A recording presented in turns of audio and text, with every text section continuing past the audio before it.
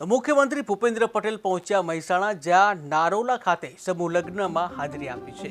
ડાભી રાજપૂત સમાજ દ્વારા સમૂહ લગ્ન યોજાયો હતો, જ્યાં સમૂહ લગ્નમાં રાજકીય સ્થાનિક અગ્રણીઓ પણ ઉપસ્થિત રહ્યા હતા। ત્યારે પૂર્વ ગૃહમંત્રી પ્રદીપસિંહ જાડેજાએ પણ હાજરી આપી હતી, જ્યાં સમાજમાં વ્યસનનું દૂષણ દૂર કરવા શપથ લેવાયા।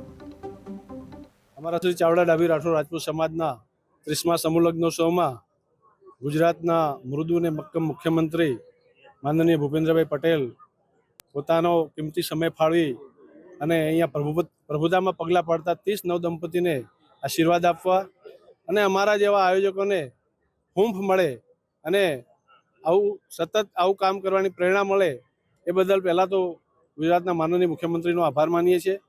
અને સૌનો સાથ સૌનો વિકાસની જેમ સમગ્ર સમાજે એક થઈ અને આ સુંદર મજાનું આયોજન કર્યું છે। એ તમામ અમારા જે અમને જે સહકાર આપ્યો છે બધાનો પણ અમે આભાર વ્યક્ત કરીએ છીએ।